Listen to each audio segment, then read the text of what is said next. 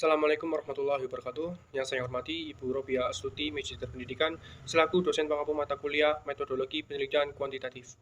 Pada kesempatan kali ini, kami dari kelompok 9 akan mempresentasikan materi tentang masalah dan variabel penelitian. Sebelumnya, izin memperkenalkan diri, saya Indra Ramadi sebagai moderator, dan ada rekan-rekan saya, Kalista Dwi Saputri, Sinta, Etika Anjali Wijaya, dan Ari Rahmawati. Untuk materi yang pertama akan disampaikan oleh saya sendiri. Materi yang pertama ada identifikasi, pemilihan, atau penemuan dan perumusan masalah. Menurut Kumar 2011, hal ini diibaratkan sebagai identifikasi dari tujuan sebelum melakukan suatu perjalanan. Tanpa adanya tujuan, mustahil untuk menentukan rute yang akan ditempuh. Masalah penelitian merupakan dasar dengan ide yang jelas tentang apa yang perlu untuk diketahui. Identifikasi masalah. Kemampuan identifikasi masalah tergantung kepada kemampuan, kepekaan, dan kemampuan seseorang, dan diperlukan latihan. Untuk menemukan masalah ilmu pengetahuan, beberapa sarana berikut dapat membantu, yang seperti sumber pustaka, pertemuan ilmiah atau seminar, dan pernyataan ilmuwan atau pemegang otoritas bidang yang sesuai. Kemudian ada pengalaman pribadi. Yang terakhir ada mengenali faktor penyebab dari masalah tersebut.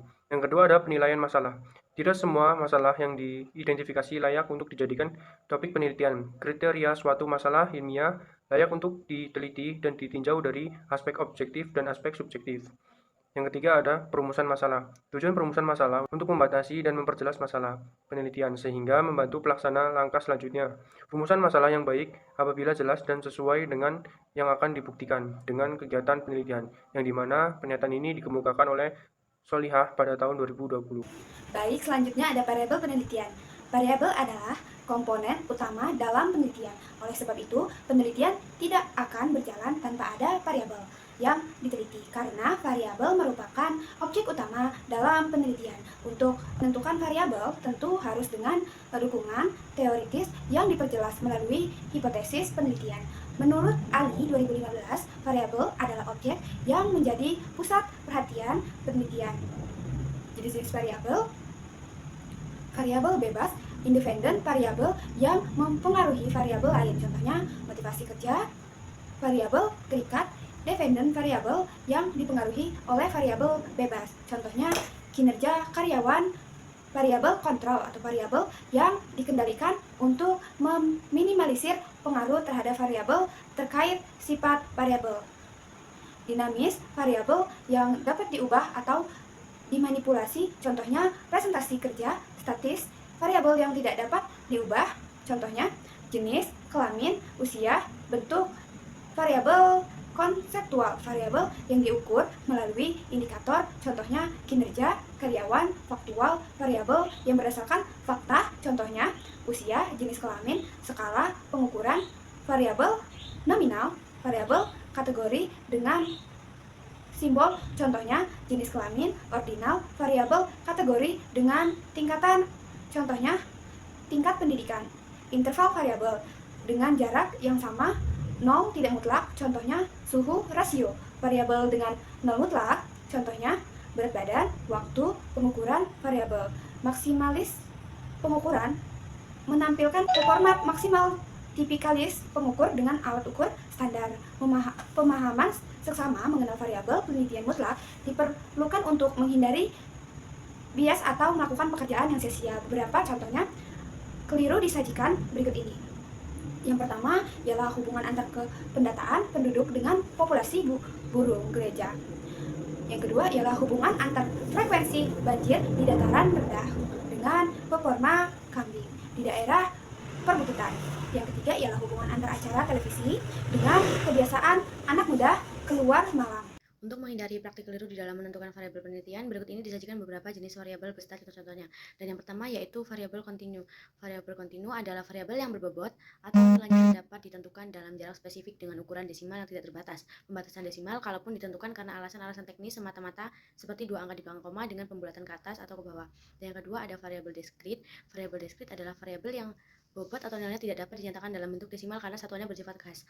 Variabel diskrit bisa dua kategori atau lebih atau dikotom, atau satu kategori politom. Variabel diskrit yang bersifat politom misalnya jumlah siswa per kelas, jumlah kamar, sebuah hotel, jumlah anak dalam keluarga, dan lainnya. Dan yang ketiga ada variabel pengaruh dan variabel terpengaruh atau variabel bebas, yang sering pula disebut dengan variabel pengaruh atau variabel insiden, dan variabel terikat yang sering pula juga terpengaruh atau konsekuensi. Pada umumnya secara konvensi sehari-hari oleh peneliti, variabel pengaruh diberi lambang X seperti X1, X2, dan X3, dan seterusnya. Dan variabel terpengaruh diberi lambang Y, contohnya Y1, Y2, dan seterusnya. Konsep dasar hubungan antara variabel X dengan variabel Y adalah XY atau X1, X2 sama dengan Y.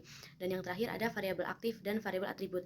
Variabel aktif sendiri adalah variabel penelitian yang dapat dimanipulasi dengan cara tertentu. Variabel moderator adalah variabel yang harus dilihat apa adanya dan tidak dapat dimanipulasi. Contoh variabel aktif: beberapa jenis perlakuan terhadap subjek, eksperimen, metode mengajar, teknik pelatihan, cara menghukum, strategi, pembiasaan, dan lainnya. Dan contoh variabel atribut seperti karakteristik set objek, umur, jenis kelamin, literasi pendidikan, status sosial, dan tempat tinggal. Selanjutnya, C. Hubungan antar variabel penelitian. Menurut Siti Hasbi 2024, menemukan hubungan antar variabel penelitian biasanya dimulai dengan teori, konsep atau pernyataan atau hipotesis yang dibuat berdasarkan teori yang ada. Dari konsep, pernyataan, atau hipotesis tersebut ditentukan hubungan antar variabel dan kemudian dilakukan pengukuran untuk menghasilkan data. Data yang diperoleh nantinya akan dianalisis untuk mengetahui hubungan antar variabel penelitian. Hubungan antar variabel yang diidentifikasi oleh studi literatur dapat dibagi menjadi berbagai jenis hubungan. Hubungan tersebut dapat bersifat sistematis, hubungan sebab akibat, dan asimetris. Menurut Hasan 2018, ada dua macam hubungan antar variabel, yaitu hubungan korelasi dan hubungan sebab akibat. Hubungan korelasi adalah hubungan antar variabel secara timbal balik, sedangkan hubungan tersebut dapat berbentuk hubungan yang kuat, baik positif maupun negatif. Dapat berbentuk hubungan yang lemah juga, baik positif maupun negatif. Kuat lemahnya hubungan korelasi antara dua variabel ditentukan oleh koefisien korelasinya yang nilainya. Hubungan sebab akibat atau kausalitas hubungan ini memungkinkan apabila ada peristiwa yang muncul sebagai akibat dari munculnya peristiwa sebelumnya. Kausalitas dibangun oleh antar suatu kejadian atau sebab dengan kejadian kedua sebab atau dampak, yang dimana kejadian kedua dipahami sebagai konsekuensi dari yang pertama. Yang pertama, model hubungan antar variabel. Model penelitian ini terdiri atas satu variabel independen dan dependen. Hal ini dapat digambarkan seperti pada gambar yang ada di PPT dengan keterangan X sama dengan kualitas alat praktik, Y. Kualitas hasil praktik siswa SMK mesin. Berdasarkan model tersebut, model hubungan antar variabel maka dapat ditentukan yang pertama A. Jumlah rumusan masalah deskriptif ada 2 dan asosiatif ada 1. Yang pertama, rumusan masalah deskriptif atau ada 2. Yang kedua, rumusan masalah asosiatif atau hubungan ada 1. Yang B. Teknik analisis data. Berdasarkan rumusan masalah dan hipotesis tersebut, maka dapat dengan mudah ditentukan teknik statistik yang digunakan untuk analisis data dan menguji hipotesis. Untuk dua hipotesis deskriptif, bila datanya berbentuk interval dan rasio, maka pengujian hipotesis menggunakan tes one sample. Untuk hipotesis asosiatif, bila data kedua variabel berbentuk interval atau rasio, maka menggunakan teknik statistik korelasi produk momen. Dapat dilihat pada pedoman umum memilih teknik statistik untuk pengujian hipotesis. Yang kedua, model sederhana berurutan. Dalam model ini terdapat lebih dari dua variabel tetapi hubungannya masih sederhana. Dapat dilihat pada gambar yang ada di PPT, yaitu dengan keterangan X1 kualitas input, X3 kualitas output, X2 kualitas proses, dan Y kualitas outcome. Model hubungan variabel sederhana menunjukkan hubungan antara satu variabel independen dengan satu variabel dependen secara berurutan. Yang ketiga, model ganda dengan dua variabel independen. Dalam model ini terdapat dua variabel dependen dan satu variabel dependen. Dalam paradigma ini terdapat 3 rumusan masalah deskriptif dan 4 rumusan masalah asosiatif atau 3 korelasi sederhana dan 1 korelasi ganda. Yang dapat dilihat pada PPT pada gambarnya, X1 lingkungan keluarga, Y keberhasilan usaha, X2 demografi. Model hubungan ganda dengan dua variabel independen X1 dan X2 dan satu variabel dependen Y. Untuk mencari hubungan X1 dengan Y dan X2 dengan Y menggunakan teknik korelasi sederhana. Untuk mencari hubungan X1 dengan X2 secara bersama-sama terhadap Y menggunakan korelasi ganda. Yang keempat yaitu adalah model ganda dengan 3 variabel independen. Bisa dilihat dari gambar tersebut bahwa X1 adalah kualitas mesin dan X3 adalah sistem karir dan X2 adalah gaya kepemimpinan manajer. Yang Y yaitu produktivitas kerja. Yang kelima yaitu tentang model hubungan variabel ganda dengan 2 variabel independen.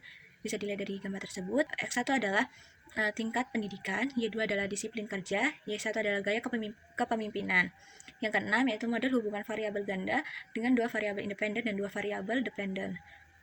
Bisa dilihat dari gambar tersebut bahwa X1 adalah kebersihan kereta, Y1 adalah jumlah titik yang terjual, X2 adalah pelayanan KA, Y2 adalah kepuasan penumpang KA. Yang ketujuh yaitu tentang model jalur. Bisa dilihat dari gambar tersebut bahwa X1 adalah status sosial ekonomi, X2 adalah EQ, X3 adalah motivasi berprestasi NICE, yang Y yaitu prestasi belajar. Ini ada kesimpulan, identifikasi pemilihan dan perumusan masalah merupakan langkah awal dalam penelitian untuk menentukan arah dan tujuan penelitian. Variabel penelitian adalah komponen utama dalam penelitian yang ditentukan untuk dianalisis. Hubungan antara variabel penelitian dapat dibentuk korelasi, hubungan timbal balik, atau hubungan sebab akibat, kausalitas, di mana suatu variabel mempengaruhi variabel lainnya. Pemahaman yang baik terhadap konsep variabel sangat penting untuk menghindari kesalahan dalam penelitian. Sekian yang bisa kami sampaikan, kurang lebihnya kami minta maaf. Saya akhiri, wassalamualaikum warahmatullahi wabarakatuh.